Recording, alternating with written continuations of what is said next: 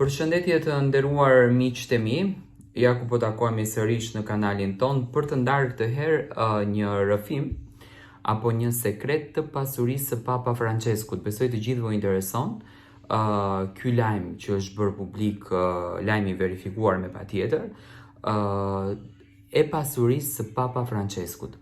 Papa Franceskut sot ju dha edhe lam të mira.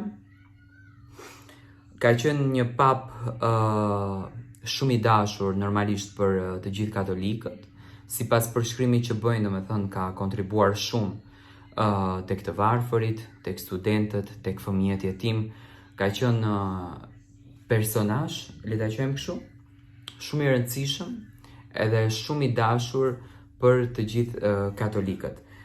Teksa sot u mbajt ceremonia e lamtumirës për Papa Franceskun në sheshin e Shën Pjerit në Vatikan, mediat e huaja kanë zbuluar edhe pasurinë që ai kishte përpara se të ndronte jetë. Me thënë, kanë zbuluar, dëgjoni me detaje, pasurinë që Papa Francesku kishte para se të ndronte jetë. Ajo që bie në sy është vlera modeste që ati i shenjtë kishte në llogarinë e tij para se të vdiste.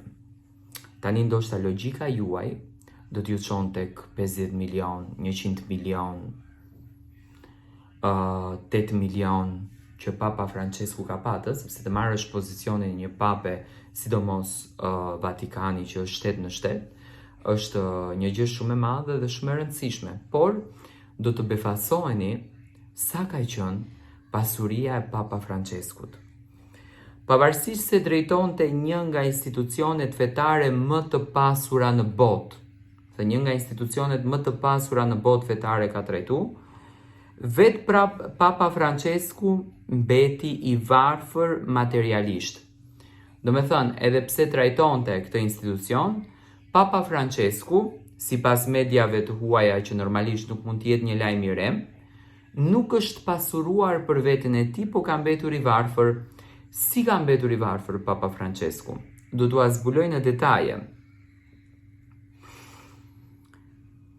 Sipas një raporti nga Celebrity North, pasuria e tij personale në kohën e vdekjes,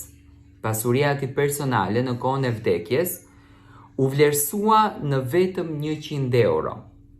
Do me thënë, në kontën e papës, apo në trashëgimin e tij, pasuri monetare ka patur vetëm 100 euro. E kuptoni? Ka punuar në shtëpinë më të pasur në botë, që është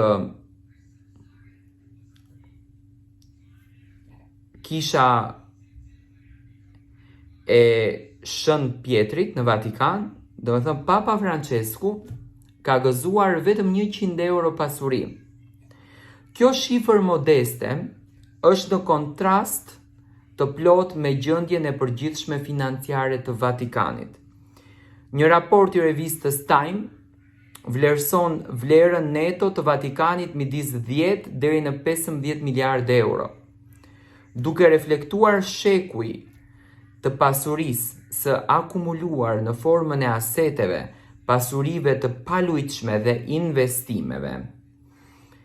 Marca, një botim spanjol, vuri në dukje se Papa Francesku nuk e pranoi kur pagën tradicionale të papës prej 32.000 euro. Do me thënë, Papa Francesku asnjëherë nuk e ka marrë pagën që e ka patur 32.000 euro në muaj. E kuptoni? Nuk e ka pranuar këtë, nuk ka dashur fare. Në vend të kësaj, të dhuronte ose të rindërtonte çdo të ardhur personale. Do me thënë, ai ka dashur që rrogën e tij ta dhuroj. Të mos e marr fare, ta dhuroj rrogën e tij.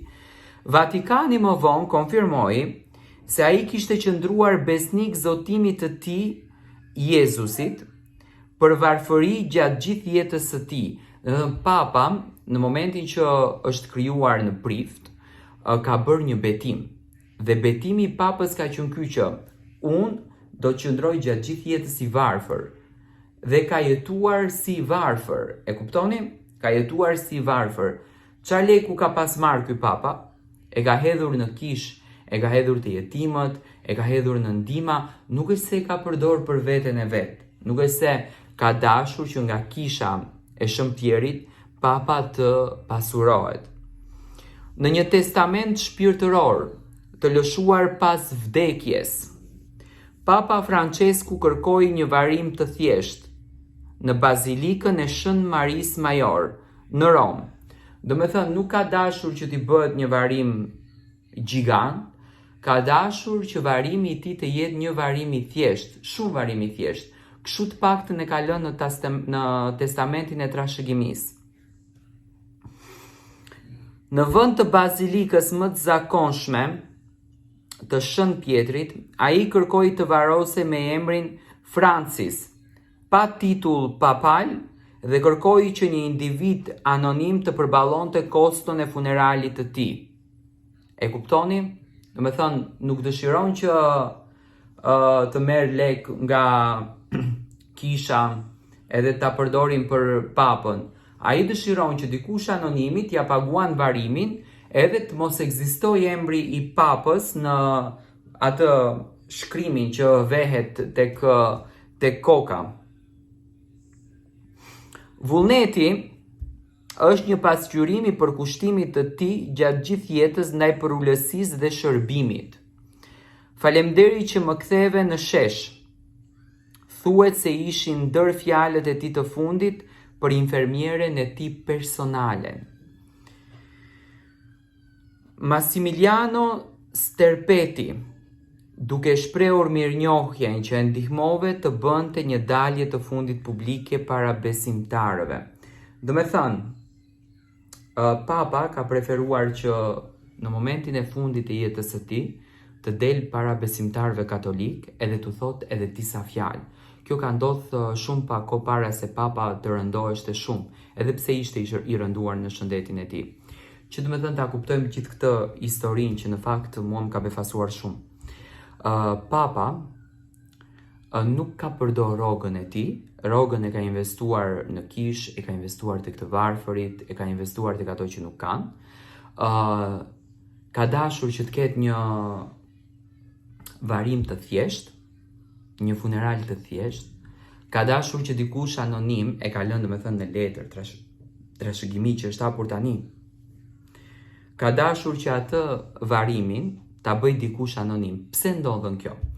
Kjo ndodhen sepse ju e dini që Papa nuk është I martuar, nuk ka fëmijë, nuk gëzon trashëgimi dhe normalisht që këtë çai duhet të pasuria Papës, ku do e çonte, ku do ja linte, dhe Papa ka vepruar në këtë formën që ka dashur të ndihmon dhe jo të përfiton në këtë rast, se në fund të ditës edhe nuk I është dashur, me thënë drejtën se vetë ka qenë.